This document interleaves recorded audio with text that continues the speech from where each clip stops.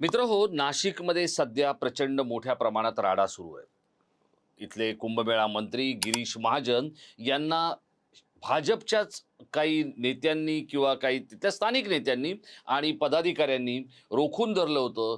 ते इतक्यासाठीच की शिवसेनेच्या काढून टाकलेल्या नेत्यांना आपल्या पक्षात घेऊ नका. विनायक पांडे, यतीन वाघ हे जे माजी महापौर आहेत, यांना पक्षात घेण्याचा कार्यक्रम नुकताच पार पडलाय आणि जरी कार्यकर्त्यांनी रोखलं तरी सुद्धा या नेत्यांना भाजपमध्ये घेण्यात आलेलं आहे. हे एका बाजूला घडतंय आणि दुसऱ्या बाजूला गिरीश महाजन यांचे गॉडफादर असलेले राज्याचे मुख्यमंत्री देवेंद्र फडणवीस यांच्या वर्षा बंगल्यावर आता भाजपची एक बैठक गेली 1.5 तासापासून सुरू आहे.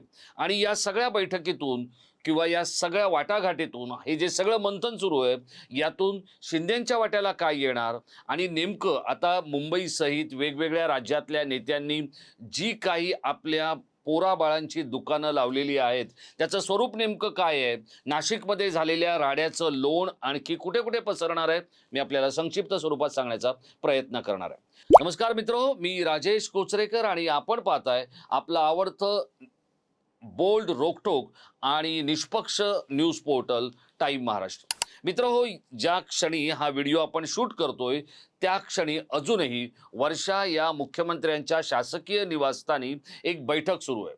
या बैठकीमध्ये कोण आहे तर स्वतः राज्याचे मुख्यमंत्री देवेंद्र फडणवीस आहेत, त्याचप्रमाणे प्रदेशाध्यक्ष रवींद्र चव्हाण आहेत, मुंबईचे प्रभारी आशिष शेलार आहेत, मुंबईचे अध्यक्ष अमित साटम आहेत.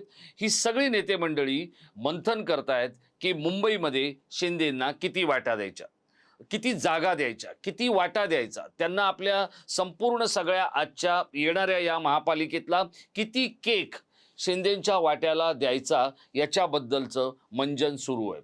आणि हे का सुरू आहे तर आत्ता नुकत्याच ज्या नगराध्यक्षांच्या आणि नगरपंचायतींच्या निवडणुका ज्या झाल्या त्यामुळे भाजपला असं वाटतंय की आपली प्रचंड हवा आहे आणि त्यामुळे भाजपने असं ठरवलेलं आहे की आपण 150 ते 140 जागा लढवायच्या. जी काही माझी माहिती आहे भाजपमधल्या अंतर्गत विश्वसनीय नेत्यांकडून आणि मंडळींकडून आलेली, त्यानुसार भाजप 140 जागा लढेल असं सांगितलं जातंय.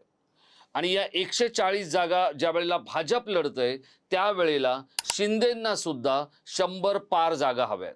पण शिंदेंना 100 पार जागा मिळतील असं मला वाटत नाही, व्यक्तिशः वाटत नाही. तर शिंदेंना किती जागा मिळणार, किती जागा मिळणार हा एक खूप इंटरेस्टिंग मुद्दा आहे. शिंदेंची ताकद मुंबईत किती असा प्रश्न भाजपचे काही नेते विचारत आहेत. पण भाजपच्या नेत्यांना हे अजून कळत नाहीये की त्यांच्याकडे सुद्धा आलेले जे नगरसेवक आहेत हे काही ओरिजिनल भाजपचे आहेत का, तर त्याची शक्यता खूपच कमी आहे.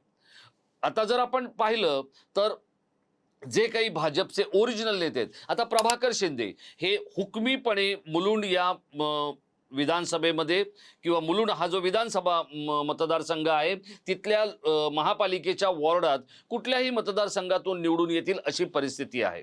प्रभाकर शिंदे हे स्वतः अभ्यासू आहेत, ते शिवसेनेकडे होते, शिवसेनेच्या उद्धव ठाकरे यांच्या कोर टीममधले ते सदस्य होते आणि आता ते भाजपकडे आहेत. पण असे किती प्रभाकर शिंदे भाजपकडे आहेत हे सुद्धा भाजपला सांगावं लागणार आहे.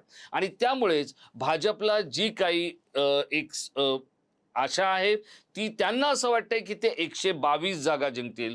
पण जर आपण पाहिलं तर भाजपला इतक्या 122 किंवा 120 जागा जिंकता येणार नाही, हे अगदी त्रिवार सत्य. आता आपण येऊया शिंदेंकडे. तर शिंदेंना जागा हव्यात 100 पेक्षा जास्त, कारण शिंदेंनी आपल्या पक्षातच घेतलेत आजपर्यंत मुंबई महानगरपालिकेमध्ये नगरसेवक म्हणून काम केलेले 105 लोक. पण शिंदेंना या इतक्या जागा मिळणार नाहीत. तर शिंदेंना जागा मिळणार किती? भाजपने त्यांना 60 ते 70 जागा देऊ केलेल्या आहेत आणि त्या काही आता शिंदे त्याच्यावर राजी होतील असं दिसत नाहीये. देवेंद्र फडणवीस आणि एकनाथ शिंदे यांच्यामध्ये सोमवारी संध्याकाळी बैठक झाली. या बैठकीमध्ये ठरलेलं आहे की एकमेकाला दुखवायचं नाही आणि मुंबई महानगरपालिकेमध्ये ठाकरेंना डोकं वर काढू द्यायचं नाही. आता ठाकरेंना डोकं वर काढू द्यायचं नाही हे सूत्र भाजपचं आहे आणि फडणवीसांचं आहे, अमित शहांचं आहे. त्यामुळे शिंदेंना ज्या काही जागा हव्या आहेत त्या जागांपैकी शिंदे किती जागा जिंकतील हे ज्या वेळेला आपण कागदावर मांडून बघतो तर शिंदेंकडे आलेले जे 40 नगरसेवक आहेत हे थेट उबाटामधून म्हणजे उद्धव बाळासाहेब ठाकरे यांच्याकडून आलेले नगरसेवक आहेत. आता 20 जे नगरसेवक आहेत ते इतर पक्षांमधून आलेले नगरसेवक आहेत. म्हणजे 60 नगरसेवकांचा हा हिशेब लागला. उरलेले जे आहेत त्यांनी याच्या आधी कधी म्हणजे 2017 मध्ये नाही, 2012 मध्ये, 2009 मध्ये किंवा त्याआधी 2007 मध्ये मुंबई महानगरपालिकेमध्ये नगरसेवक म्हणून काम केलेलं आहे. आता शिंदेंना जी सवय झालेली आहे ती उत्तम स्ट्राईक रेट देण्याची. तो ते का देतात? तर ते कमीत कमी जागा लढतात आणि आपला जितका जोर असेल तितका साम दाम दंडभेदाने तिथे तो लावत असतात. पण आत्ता शिंदेंसमोरची जी अडचण आहे ती अडचण काय आहे? तर शिंदेंकडचे जे काही लोक आहेत, निवडणुकींच्या तिकिटाचं वाटप करतायत किंवा निवडणुकांच्या तिकिटांवर बोलतायत, जो काही माझा मुंबई महानगरपालिकेतला अभ्यास किंवा ग्राउंडवर जाऊन जे काही गोष्ट समजून घेण्याचा प्रकार आहे त्यानुसार हा अभ्यास जितका चोख असायला हवा तितका चोख तो होत नाहीये अशी माझी माहिती आहे. आता याच्यातलं गणित कुठे आहे? तर याच्यातलं गणित तिथे आहे की आपल्या आवडत्या काही नगरसेवकांच्या समोर किंवा त्यांच्या उमेदवारांसमोर सेटिंग होण्याचे प्रकार हे आता सगळ्या पक्षात सुरू झालेले आहेत. आणि हा जो नाशिकमधला जो राडा आहे, ज्याच्याबद्दल मी सुरुवातीला आपल्याला म्हटलं, गिरीश महाजन यांच्या समोर जो राडा झाला, तो राडा का झाला? तर विनायक पांडे आणि यतीन वाघ हे दोघंही इथल्या शिवसेनेचे स्थानिक उद्धव बाळासाहेब ठाकरे गटाचे नेते आहेत. आता या नेत्यांना आपल्या पक्षात स्थान देऊ नये असं भाजपच्या काही लोकांना वाटत होतं. पण गिरीश महाजन यांना देवेंद्र फडणवीस यांच्या आदेशानुसार आणि सांगण्यानुसार जी काही समीकरणं जुळवायची आहेत ती जवळपास नाशिक महानगरपालिकेतली 80% सत्ता ही भाजपला स्वतःकडे हवी आहे. नाशिक महानगरपालिका पण भाजपला जिंकायची आहे. आता सगळीकडेच भाजपला आपला डाव साधायचा आहे. हा डाव साधण्यासाठी जे स्थानिक पातळीवरचे नेते आहेत ते आपल्या हाताशी असणं हे गरजेचं आहे. आणि त्यामुळेच या सगळ्या गोष्टींमध्ये जी शिंदेंना जागा दिली जाणार आहे. आता शिंदेंची अडचण काय ते समजून घ्या. शिंदे कोणाला हवेत? अमित शहांना हवेत, नरेंद्र मोदींना हवेत आणि देवेंद्र फडणवीसांना हवेत. पण शिंदे कोणाला नको आहेत? तर शिंदे नवी मुंबईमध्ये गणेश नाईकांना नको आहेत. हां, आता तुम्ही म्हणाल की कालच तुम्ही व्हिडिओ केला की शिंदे आणि यांच्यामध्ये समझोता झाला. समझोता 2 मोठ्या नेत्यांमध्ये झालाय मित्रहो. पण गेली 9 वर्ष ज्या भागांमध्ये निवडणुका झालेल्या नाही आहेत त्या भागांमध्ये किंवा जिथे 4-4 5-5 वर्ष एक अख्खी नगरसेवकांची बॅच किंवा कार्यकर्त्यांची बॅच नगरसेवक बनण्यासाठी आसुसलेली आहे, तिथे शिंदेंबरोबर युती नको असं सांगणारे जे काही स्थानिक भाग आहेत ते कुठले आहेत? तर कल्याण डोंबिवली. आता कल्याण डोंबिवली या ठिकाणी जितका भाजप जोरकस आहे तितके शिंदे पण वजनदार आहेत. तिकडे शिंदेंचं पण निवडणुकीतलं यंत्र तंत्र सगळं तिथे काम करतं. तीच गोष्ट ठाण्यामध्ये शिंदेंच्या लोकांना असं वाटतंय की भाजप बरोबर युती नको, कारण आपण जर स्वतःच 85 आहोत तर मग भाजपला याच्यातला वाटा का द्यायचा? नवी मुंबईमध्ये गेलं तर तिथे गणेश नाईकांनी जरी समझोता केला असला तरी भाजपच्या लोकांना असं वाटतंय की आपण गणेश नाईकांबरोबर निष्ठेनं राहिलो, त्यांच्याबरोबर लॉयल राहिलो आणि आत्ता जर शिंदेंचे लोक येऊन त्या सगळ्या गोष्टींमधला 111 जागांमधला जर 57 किंवा 55 जागांचा वाटा घेऊन जाणार असतील तर आपल्या वाट्याला पुन्हा एकदा राजकीय वेटिंग लिस्ट येणार आहे, प्रतीक्षा यादी येणार आहे आणि त्यामुळे हे जे काही लोक आहेत हे तयार नाही आहेत. आता जो नाशिकमध्ये झालेला राडा आहे ना, हा राडा म्हणजे एक ट्रिजर आहे.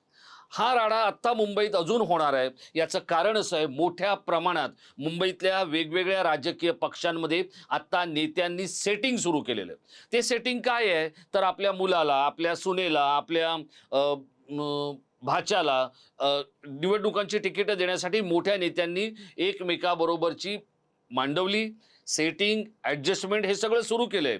आणि मग अशा परिस्थितीमध्ये आता बघा, हे कोणीच जाहीर केलेलं नाहीये की एबी फॉर्म कोणाला देणार. वर्षा बंगल्याच्या अत्यंत महत्त्वाच्या सूत्रांनुसार एबी फॉर्म हा जसा भाजप शेवटपर्यंत गुलदस्त्यात ठेवणार आहे तसाच तो मनसे आणि शिवसेना सुद्धा ठेवणार आहेत.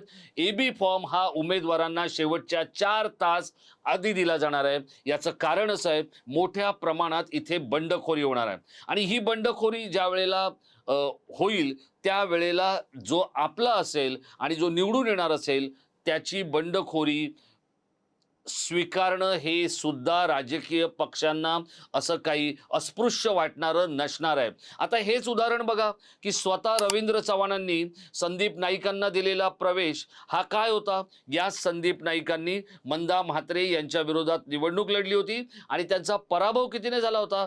जेमतेम 365 मतांनी पराभव झाला होता. म्हणजे मंदा म्हात्रे या अगदी डेंजर झोनमधल्या आमदार आहेत हे समजण्या इतकं गणित किंवा हे समजण्या इतकं चित्र भाजपचे प्रदेशाध्यक्ष आणि राज्याचे मुख्यमंत्री देवेंद्र फडणवीस यांना कळतं. अशाच पद्धतीत वेगवेगळ्या ठिकाणी उभे राहणारे जे लोक आहेत, जे आज आपले आहेत पण अपक्ष राहिले तर ते परके होतील, अशा सगळ्यांवर जाळी टाकण्याचा प्रयत्न हा भाजपकडून होतोय. तसाच तो शिंदेकडूनही होईल आणि तसाच तो उद्धव बाळासाहेब ठाकरे यांच्याकडूनही होईल.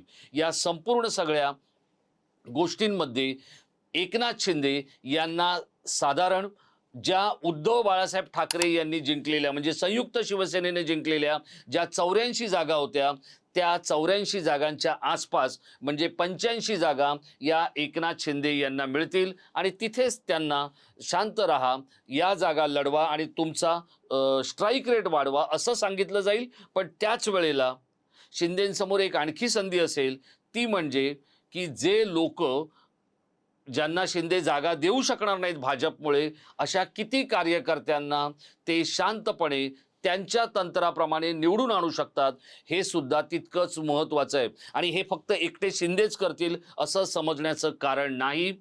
ही युती जरी झाली असली तरी या युतीमध्ये अनेक जण मस्ती करणार आहेत. ही मस्ती आपल्याला थोड्या वेळाने समजून येणार आहे. कारण आता जसं गिरीश महाजन यांच्यासारख्या ताकदवान नेत्यासमोर नाशिकमधल्या भाजपच्या पदाधिकाऱ्यांनी आपला निषेध व्यक्त केला, हे हा जो काय वणवा आहे हा संपूर्ण राज्यभर पसरणार आहे आणि त्याला अवघ्या काही तासांचा अवकाश आहे. कारण उद्या एकनाथ शिंदे आणि देवेंद्र फडणवीस यांची संयुक्त पत्रकार परिषद होण्याची शक्यता आहे. या पत्रकार परिषदेमध्ये जसं ठाकरे बंधूंनी जागा वाटपाबद्दलचं काही सूत्र स्पष्ट सांगितलं नाही, कदाचित हे सुद्धा तसंच करतील. कारण नेत्यांना सुद्धा आता कार्यकर्त्यांची भीती वाटायला लागली आहे. कारण कार्यकर्ते का संतापलेत तर नेत्यांनी, विशेषतः काही माजी नेत्यांनी, काही माजी आमदारांनी, काही माजी विभाग प्रमुखांनी आपापली दुकानं लावायला सुरुवात केलेली आहे. त्यामध्ये शिवसेनेकडून विनोद घोसाळकर, दगडू सकपाळ, त्याचप्रमाणे श्रद्धा जाधव, सुनील प्रभू, संजय पाटील अशा अनेक नेत्यांच्या मुलांचा किंवा सुनांचा समावेश आहे. विनायक राऊत यांनी तर 2 ठिकाणी आपल्या मुलीसाठी आणि मुलासाठी तिकीट मागितल्याचं शिवसेनेच्या मातोश्रीतल्या अंतर्गत वर्तुळातून आपल्याला कळतंय. अर्थात उद्धव ठाकरे यातल्या कोणाला तिकीट देणार किंवा नाही देणार हे आपल्याला कळणार आहे.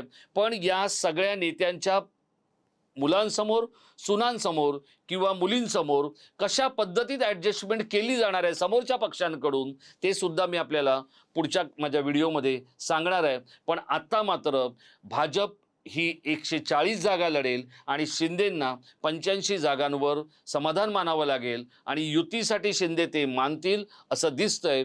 कारण काँग्रेस नेमका काय खेळ करतंय हे अजून कोणाला कळत नाहीये. काँग्रेस शांत आहे याचा अर्थ काँग्रेस पूर्णतः झोपली आहे असा समजण्याचं नाही.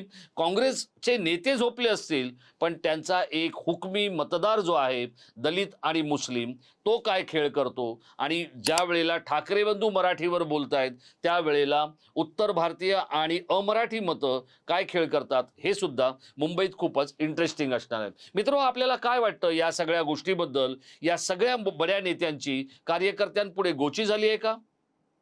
कार्यकर्ते यांना तिकीट देण्याची वेळ आल्यानंतर नेत्यांना आपली मुलं आणि सुना का दिसत आहेत? का कार्यकर्ते फक्त सतरंजा आणि उचलण्यासाठी आणि झेंडे लावण्यासाठी आहेत का?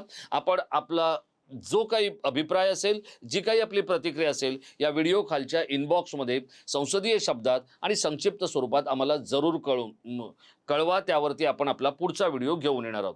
मित्रांनो, हा व्हिडिओ आपल्याला आवडला असेल तर तो शेवटपर्यंत आपण पाहिला असेल असं मी समजतो. लाईक करून शेअर करायला विसरू नका आणि अजूनपर्यंत आपण टाइम महाराष्ट्र सबस्क्राईब केलं नसेल तर आवर्जून सबस्क्राईब करा. स्वतः केलं असाल तर आपल्या प्रियजनांना सुद्धा सांगा. धन्यवाद.